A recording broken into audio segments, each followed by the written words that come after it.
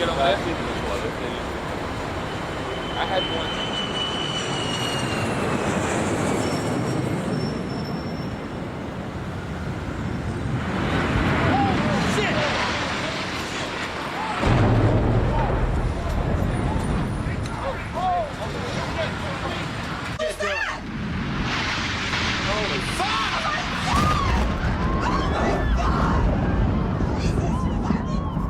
Oh my God. Is as close as we can get to the base of the World Trade Center. You can see the firemen assembled here, the police officers, FBI agents, and you can see the two towers. A huge explosion now raining debris on all of us. We better get out of the way.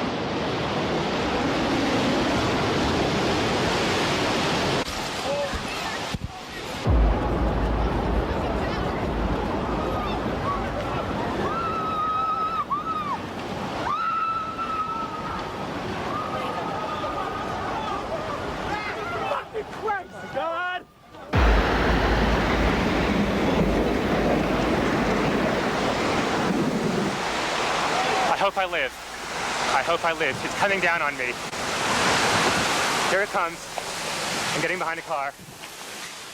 Welcome back to Rafiki Broadcasting, ladies and gentlemen. We have a really great show for you here.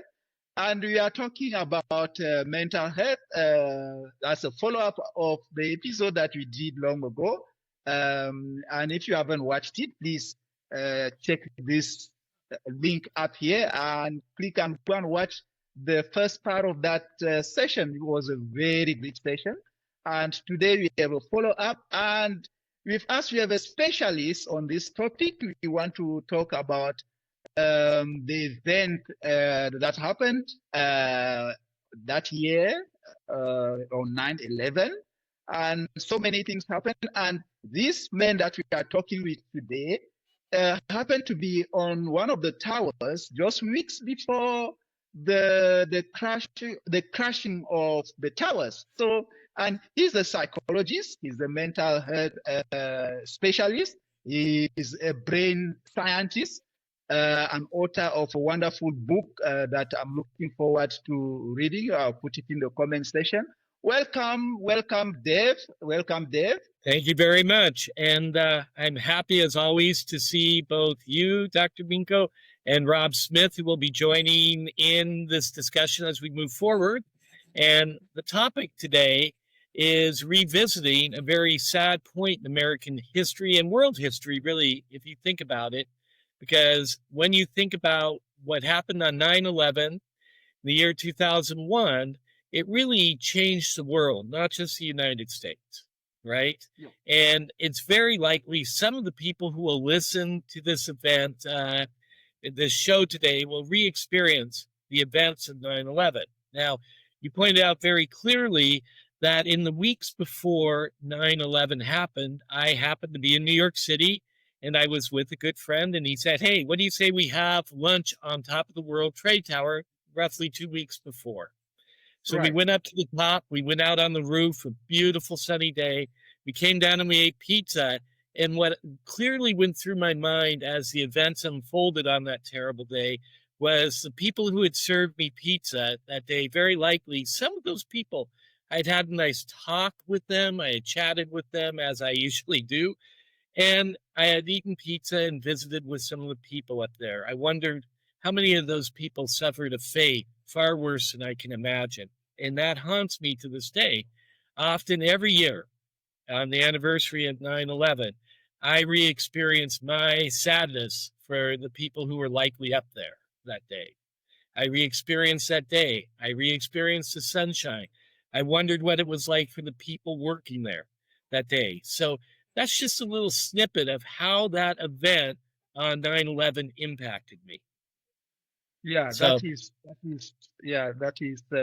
I think I still remember. 9/11 wasn't just an event isolated to, a unique to the United States, because I was still in Cameroon in high school when that event occurred. And I remember just that breaking news from CNN, everybody, even those that have had no idea, that time I've never been in America, but just the feeling, the emotion, that was the fear. Like I was trembling. Like you can see that this event, though it was far off, far away, but it affected lives in the entire world. Like people were asking, how could this be possible? How can this Yes. happen to America? What is happening? Is this the end of the world? But you see, the thing is, and again, as you said, like some of us, when something happened like way past in the past, and you come to the anniversary of the occurrence of that event, you feel like you relived that event, the emotion, the anxiety, the adrenaline, everything goes back to spike. And it's like, I don't know. So my question now is, so how does it affect maybe a survivor of any type of catastrophe? It Right. doesn't. We don't just want to point it to 9/11. It's not just unique to 9/11. It can be any type of catastrophe that happened in someone's life. How does the anniversary commemoration of that event really trigger the feeling, the emotion, the depression, and we talk about post-traumatic stress disorder? How does it happen? How does it happen? You are well known to talk about this issue. I care about this issue a lot. And in a moment, I'm going to be interested to see how my friend Rob Smith experienced 9/11, because what we know happens is that let's just say, Mingo, a terrible thing happened to you as a person and it was alone. Let's say you were driving your car and a bad accident occurred, and maybe that's happened to you or to Rob. You would experience what we think of as a stress-related or a trauma-related disorder. 9/11's a little bit different in the sense that we call this collective trauma. So a psychologist would refer to this as collective trauma, which is really a cultural PTSD. And in many regards, what happened on that day is for me, and I'm certain for you, in Cameroon, for Rob, and I think you might have been, where were you, Georgia, Rob? No, I was in Seattle. You were in Seattle, right? Yeah. And what we experience is what we call a flashbulb memory, right? The moment, I remember the day I was driving to work and my secretary called to say, I maybe called her and I said, what's happening at the hospital? I ran a hospital. And she was like, well, the Pentagon's been attacked, the buildings are falling. I had a nice morning that morning, Tuesday morning, I think it was. And I had no clue until that happened. And that flashbulb memory of her voice telling me, I said, what do you mean? She said, aren't you watching the news? No, I was listening to the music and driving. I turned the news on and my life changed immediately. And I think what happened is that for me, that became a flashbulb. It was like that moment. And what happens when that occurs in the brain is we actually get a lot of sugar and stress hormones mobilized, and the brain is meant to record those memories much more vividly than other types of memories because they're related to survival. You need to know that something has happened to keep your family safe, to keep you safe. So our brain, God's design for the brain, was to make it when severe trauma happens, we respond by having more vivid memories. Growing up, Rob, you and I think Dr. Minko's probably too young, we experienced the Kennedy assassination. I had an early memory. My youngest son, his first real memory was watching the TV, wandered in and saw the Twin Towers on fire. And even today, as a young man, his most vivid early memory was that event. Our brain records these events differently. So, for example, I have the statistics here, and so apparently over 3,000 people who evacuated the towers, about 95% reported at least one post-traumatic stress disorder syndrome, and nearly 15% develop full PTSD years later. So PTSD is often then mentioned in connection with catastrophic events. So how prevalent is it among survivors of any type of event in your field that those that you see? Right.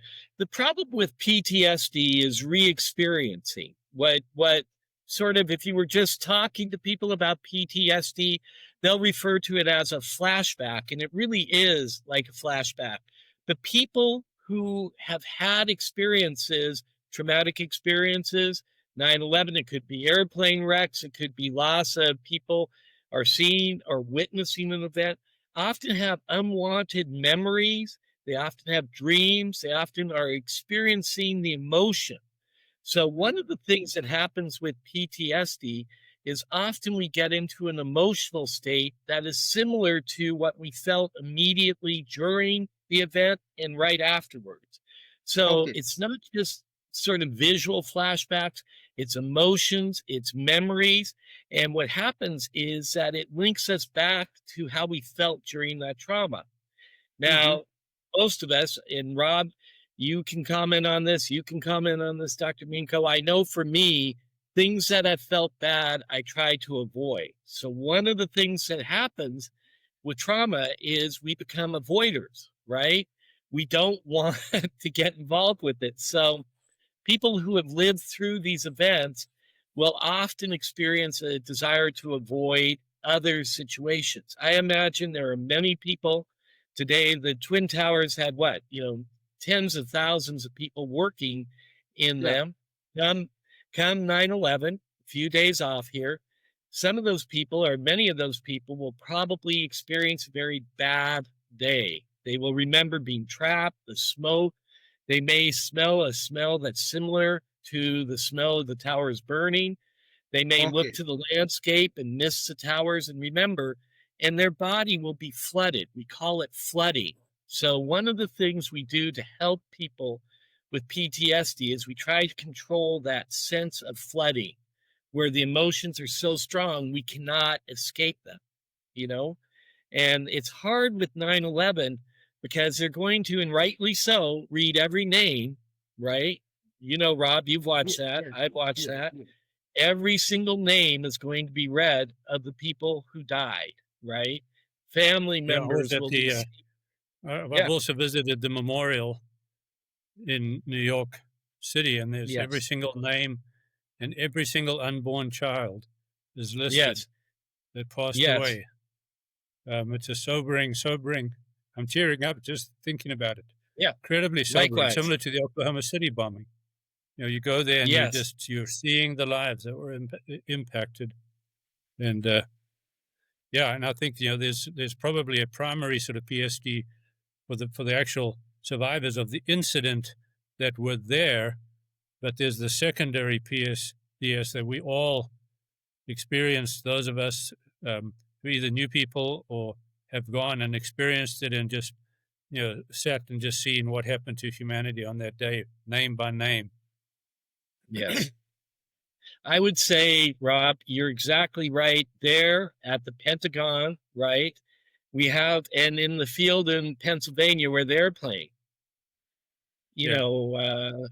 crashed. All of those locations are stark reminders of a day that nobody could envision even happening. And I think as Yeah. they read those names at each of those locations, I mean, I feel it's a duty as an American to do my best to listen, but it does cause re-experiencing of the event. And unlike any other event, if I think one of the things we have to look at is the current generation of young people we call the Gen Zs. Many of those people really experience that very vividly because it's often their first memory of a societal event. I'm certain it has contributed to what we see in terms of the nature of America today. I'm certain that has played a role in shaping realities of many younger people. So it cannot be overemphasized that the media attention given this event, rightly so, does lead to a very widespread set of emotions across the nation. It's clear that happens. I Yeah. think in addition to that, Dave, the celebration of it in parts of the world and even in small pockets in our country, Yes. I think just added to the trauma. Yes. Oh, yes. What I also find is, these wackos that suggest that it was an internal job Inside job. adds to the trauma. Seeing Mhm. the helplessness of, was it October 7th Yes. in Israel, Yes. adds to the trauma. I can't imagine if we were 2 years after 9/11 still trying to get 100 hostages back. It's It just unimaginable. it adds to the trauma. It just makes the trauma that much worse. Um, It's a and very so, yeah, similar event in those regards. Yes. yeah, And Yeah, yeah. I wanted to talk about what Rob just said. Rob, during that time, you were in America. You were I believe, in Georgia, and no, I Seattle. believe in Seattle. So I believe, Yeah. as it were in the world, it was a very somber day for the entire world. I can't even begin to fathom what was it in America. But now, as an American, when you think and that this could have been an inside job, as now is being reported, how does it add to either the healing or the opening of the wound? Well, I mean, it clearly put salt into the wound that fellow Americans, many of them who believe the earth is flat and that the government is controlling our minds by entrails from jet emissions, these people are kooks. But some of them seem to be very, very civilized kooks. They don't seem to be kooks until you read what they say. You know, to think that such an elaborate operation could happen and after 24 years nobody speak up within the organization is ludicrous.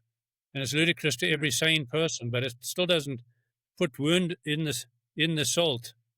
Salt in the wound when you hear someone that, especially if it's someone you know, who claims to love this country, and then are coming up with such preposterous proposals when we've got enemies that delight in what happened.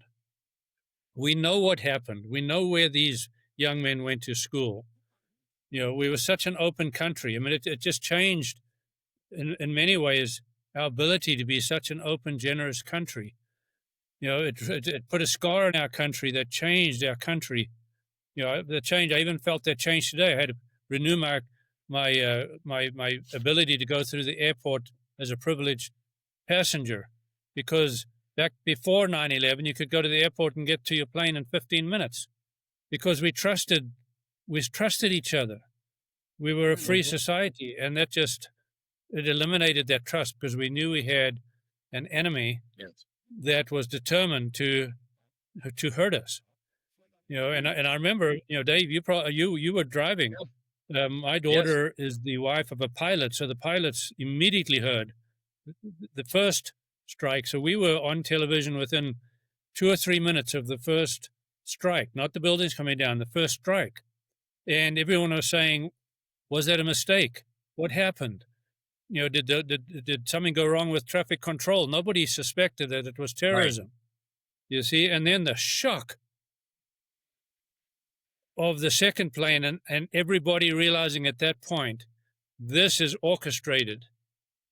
You see, and then the unknown, thousands of planes in the air, told to land immediately at the first place they can land. Mm-hmm. Where's it going to happen next? Is it going to happen in Seattle next? Is it Washington, D.C. next? What's been targeted? Then the Pentagon. And one of the first things we knew in the Pentagon was that a very popular broadcaster or television personality, whose husband was also the lawyer Olson, his wife was on that. And so now it personalized it for the entire country. Oh, yes. And we knew there was one plane still unaccounted for, coming back to Washington. I mean, Oh it my was, God. it just unfolded to where there's this incredible unknown, and it was clear we had an enemy. And so Right. to belittle it and to try and retell the story just puts salt in it. When we see similar events elsewhere in the world, it puts salt in it. And I can't imagine the Holocaust survivors, because this was nothing like the Holocaust. And these people that want to No. deny the Holocaust and these people that want to minimize the Holocaust are cruel people, maybe unintentionally in some cases. I've got some genuine people that I love that honestly believe that somehow, the deep state managed to blow those buildings up in such a coordinated way that there's no evidence of it happening other than their expertise, of these people who also believe the earth is flat. I mean, they literally are people that don't make common sense, but they spread it around and people share it. And it's just sad, because all that does is put salt onto the wounds of an entire country that is still recovering from that traumatic event. Okay, you can answer to Rob quickly, and yeah. Right. I'd like to. And Rob, I think you make a very, very good point, which is that whenever there's uncertainty in a tragedy, there are people who are prone to conspiracy theories, right? Sometimes there's been more to the theory than not. But in this particular case, it has caused agony for many, many people, because it is just the nature of unknowing experiences. It's fear. It's the loss of our strength as a nation. All of these things rolled out. The point you're making is very, very good, which is that there will always be deniers of major events. Always. You go back throughout history and you will find there's always the other side of the story, whether it's the Kennedys, back to even Lincoln, you find conspiracy. The problem is, in today's world, anybody's able to put that forward in the form of social media and cause widespread havoc. And there you have a lot of pain. Because think of these families on 9/11, they're wondering if they can lean into their own government as a result of some of these conspiracy theories, which are frankly and completely groundless. The Holocaust, denying the Holocaust when the evidence is so unbearably real, is an example of the powerful mechanism in the brain that gets people hooked into conspiracies. Another show we ought to do someday really is to look at what a conspiracy theory does to some people. Some people walk into that theory and find great relief in it. They almost get addicted to that. And so it is something we need to look at. Yeah. I think something else that we should look at, and I'd love to chat about it in a subsequent series, but it relates so much to this, but also to other trauma, and that is to sort of take what measures do we take? Especially as me as a Christian, can I go to God's word and say, this is what is helping me to deal with the trauma? And I think of Bible verses such as, take every thought captive, gird up the loins of your mind. Is there some disciplines we can do that help protect us from the emotional devastation of reliving the experience without ignoring the reality that it happened in history? And so I'm not the expert. There is. It just seems like there is some soothing principles out of God's word that would be tools that we could use to recognize that it happened and somehow seek comfort from God and comfort from disciplines we can put into practice in our mind individually and maybe even culturally that soothe it. For example, I think it's soothing that if you deny the Holocaust in Germany, you can get punished for it. Yes. Rightfully so. So you've got the government saying you are not allowed to harm people by denying an event that is undeniable. Right. And so, I think there could be a lot of discussion on that, all the way from the Holocaust event to how to deal with personal tragedy or how to deal with personal failure or whatever, where the mind, this incredible mind that we've been given, is able to take tools to help us feeling the emotional devastation that we feel, even as I felt today, by tearing up thinking of that, awful day. Yeah, Uh, very yeah. good, wise, So, good comments, I think, Rob. yeah. So then let me then ask this question to if you are in the field and you've seen so many people come to you with such condition. So is there a treatment portfolio or profile that has proven effective Hmm. to Right. alleviating this type of situation? One of the great things happening, I've been in my field many decades. It's hard. It seems like just yesterday, right? But aging happens. So watching over many decades of care for people with trauma, today we have amazing new techniques that help people to understand how trauma is occurring in the brain. See, trauma makes us have distorted filters. Okay, so when we have trauma, we may have blame of ourselves or others. We may develop negative beliefs about ourselves and the world. We may not be able to even experience positive emotions. That's how powerful trauma is. Trauma is like a Okay. big magnet. It sits up here and it sucks in all the rest of the way we think.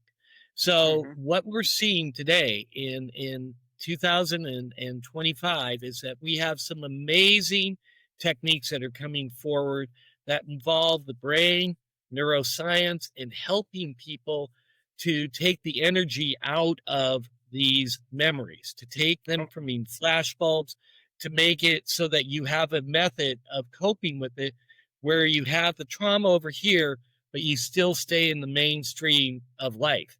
So if you are a trauma survivor, and many people are going to be listening to the Yeah. show, and maybe some people only have experienced trauma through something like 9/11. The good news is that today, without medicines, without pharmaceuticals, even just working through and learning techniques, we're doing much better with Oh, with trauma than we've ever done before.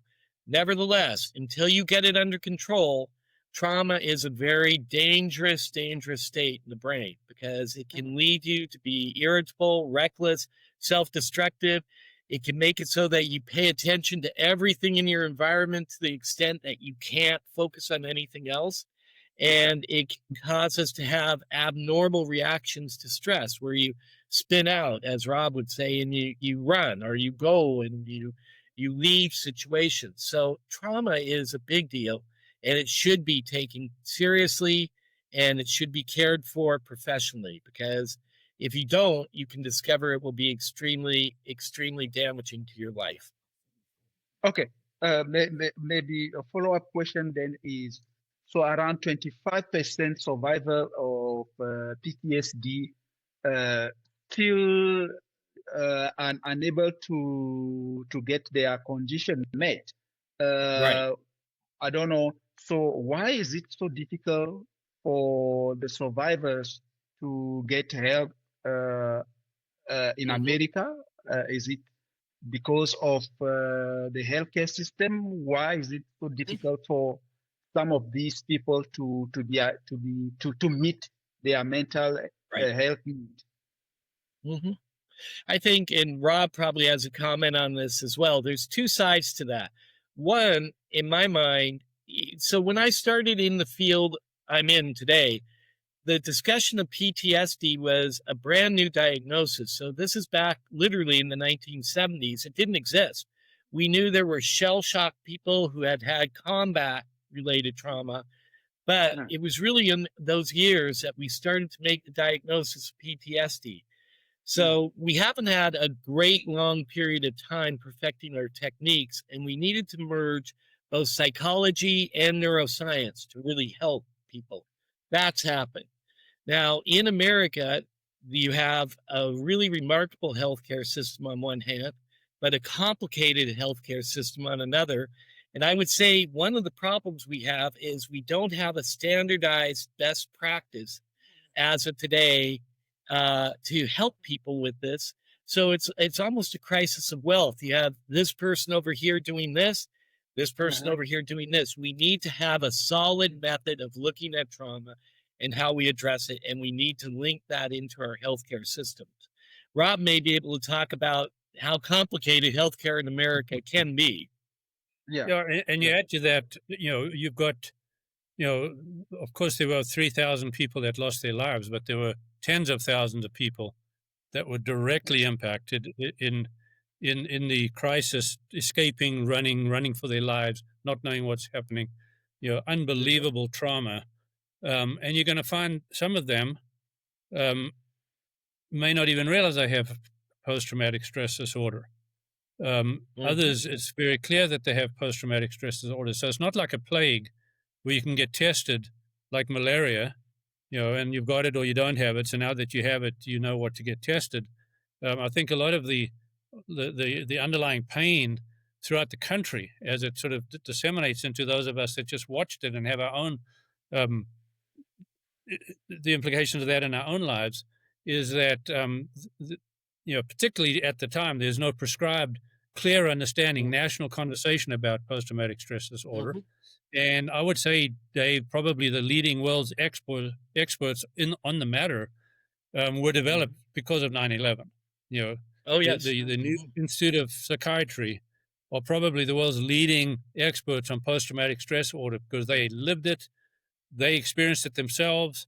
They were at that front edge of that crisis. That's helped to really define what it is. And even our school that we did with Pilgrim in Uganda, Soroti, right in the middle of that civil war where child soldiers were kidnapped and then had to fight and kill. And the way that we handled it in our school is we get these just broken kids in was to bring people from the New York NIP, New York Institute of Psychology, I think it is, who graciously came. Many of them not even in our same religious. Some of them were Jews, we were Christian, but they came so graciously to help us learn how to take these kids through post-traumatic stress disorder counseling. And it was so wonderful to see healing come because of the expertise that came out of 9/11. Very true. Very true. One thing I would say about trauma is that when people are in trauma or PTSD, often they can go literally years in a traumatic flashback and not know it. So if you've had a traumatic experience, it's worth asking, am I reliving that experience today? Am I going to relive it, let's say, on 9/11 in a few days?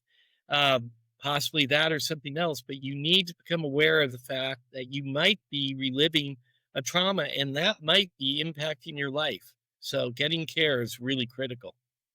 Okay, then Rob, as we wrap up this episode, the body is quite, the body has a system that nobody can understand. So despite all these traumas, all these events, but the body still has a coping mechanism that nobody understands. And I believe most of it comes through community support, family support, and spirituality. Please, can you just help us? How can we cope with this type of event as an individual when maybe something happened to you and you want to find a coping mechanism? What is your advice? How should an individual handle him and herself?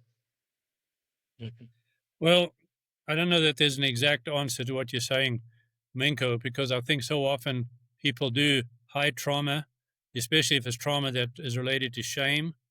I think of my own life. I was molested at the age of 9 years old by a pastor in my church.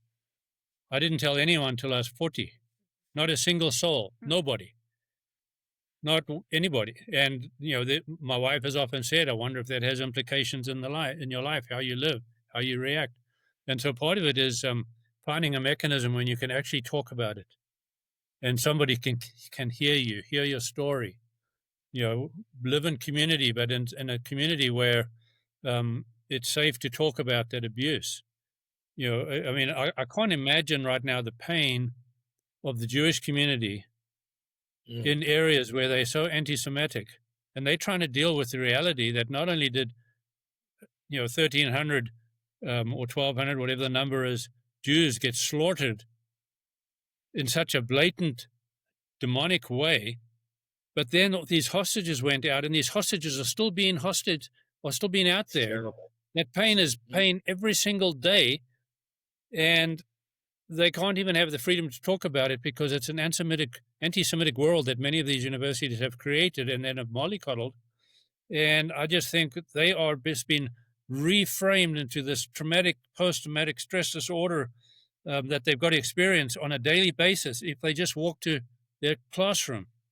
You see, so where's that community that can come around and first empathize? I do feel like God has a role in the healing. I remember very poignantly when I was listening to someone talk about even, my molestation, just saying Jesus was there and he did not like it. He hated it. He cried with you. You see, and it's this healing in that, to know that God, just didn't orchestrate bad things. He orchestrated everything for good and for his glory. And so it pains him. And to know that Jesus wept, you see, that's helped me. But to have a community that would weep with you, have a community that'll hear you out, empathize, then that's one of the beautiful things we can do as a community is empathize with those that have been traumatized, and then walk with them, show empathy, show patience, show an understanding of when they are reacting to that post-traumatic stress order, where that reaction doesn't result in more distress because we, the community, can't cope. So we learn coping mechanisms, how to help the person in distress. And I'm not an expert again in it, but I know that between 9/11 and now we have so many more tools because now we've focused on that. So many people, it's not like one church being burnt in Nigeria. That's got to be post-traumatic stress order for that church where the children saw their parents get macheted. You see, but it was such a small microcosm that we didn't focus on it as a society of caring physicians and psychiatrists and pastors and caring people. That was such a dramatic event where it affected tens of thousands of people directly and then millions of people indirectly, where it became a concerted effort to say, how do we as a community now walk with people? Imagine if we'd had that, Dave, at the end of the Vietnam War. Oh, absolutely. So You're right, many Rob. Vietnam vets are just so messed up and we didn't know how to help them. We now know how to help them. And it's so good to see, veteran hospitals coming up and ministries coming up just to deal with that issue with people coming back from war, because we know so much more now about how to help them and how to bring them back into a whole life. And so I think the community, represented by the experts that study this, represented by those that are less expert but work for the experts, and then those of us that are in the faith communities who are called to love as Christ has loved us, and then the general population. We all know so much more, and we all need to have empathy and see the humanity of these broken people and not dehumanize them further by either avoiding the issue or by raising it up in a derogatory way or in a denial way. And so, we're in such a better position because we've got men like Dr. Scratchley who can say, here's some tools, precise tools that can come in. We've heard your story. We know how to help you.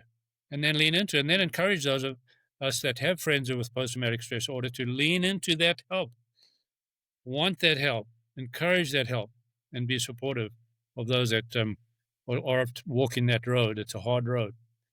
But I will tell you, just based on my experience with the students that we rescued in Uganda, broken 10, 11, 12-year-olds, told to kill their own family, drugged, told to kill their own family or they'd get killed. Seeing them restored in Christ, some of them graduating from high school when they're 25, 26, because they were so broken, and yet restored into normal life. Why? Because 9/11 happened, and that gave us the expertise to lean into so we could end up helping a broken person and then just see newness of life come because of a systematic, consistent love shown to a broken person using techniques that God has enabled us to, we're so creative, and as things happen, it changes and we become better. Every time a plane goes down, flying becomes safer. And so this tragedy, as terrible as it has brought out that good fruit, that we now can identify post-traumatic stress disorder. We can encourage our friends struggling to seek that help, because that help is very effective. And it's going to become more effective as we continue to focus on how to change that traumatic event into such a way that it doesn't further traumatize that person and they come into wellness of being. Yeah. Dave? Right. I think Rob brings out some very, very fine points. We heal best in groups. That's been my opinion for many, many years. And if you look at it, when we're with nurturing groups or people who, even if they challenge us, we discover that the chemistry of the brain changes, that we actually increase the amount of chemical we know to be serotonin. It goes up in groups. That's a natural antidepressant characteristic. One of the issues we face is that people who've had trauma tend to hide it, right? They don't want to be reminded of it because it's painful. The problem is that in that isolation, you aren't going to succeed as well as if you're able to sit and hear your story told by another person. That is especially true in cases like 9/11, because this week we'll be bombarded with many, many memories of sad stories of families that have degraded under the stress of losing a family member. What we need to do is we need to have the wisdom of the ages tells us we do better when we're with other people, we're caring and nurturing, when we're able to pull together as a group. So what we really need to think about is, yes, there are individual techniques we can do that help the brain from being too hypervigilant, help the brain from avoiding things. But ultimately, what we need to do is come together in our local communities, whether that's a church, a synagogue, temple, whatever the case may be. We need to be together with other people. We need to be healing with other people. And we need to be able to carry the burden shared across many shoulders. So good comments, Rob. Okay. Thank you. So, great show. 9/11 was a tragic event. I'm sure many were not born yet. So perhaps some didn't even know about it because of, social media. There's so much that is on social media that people don't pay attention to history, things that happened in the past. But 9/11 was a tragic event, not just in America, but worldwide. Yes. And as we are at the eve of 9/11, we ought to remember this tragic event. It is rightfully so that we remember this tragic event.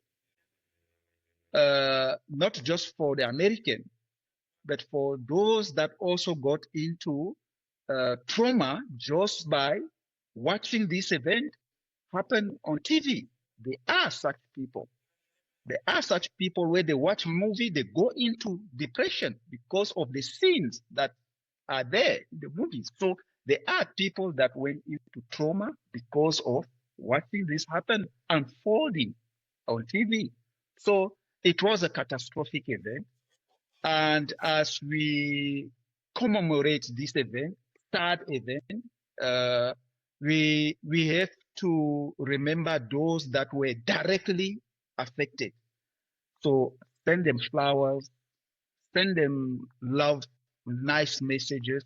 If possible, get into communities, as Dr. Scratchley has said. Don't spend this event alone. And I believe it's allowed to cry, right? It is allowed to cry. If you feel like just crying to take out that dark energy, go ahead, cry. It's allowed, right? We had that episode that we're talking about. Men don't cry. Men do cry, right? It's allowed to cry, to release that negative energy. So as we cross over that day, that anniversary, there will be reading of names in America, and memories will come back. And yes, so do some act of good. Take time to spend with someone who was involved, who was affected directly or indirectly. So yeah, so that they are not alone. They don't feel that loneliness, right? So, and yeah, so we thank you very much for taking your time to watch this episode. Until next time, goodbye.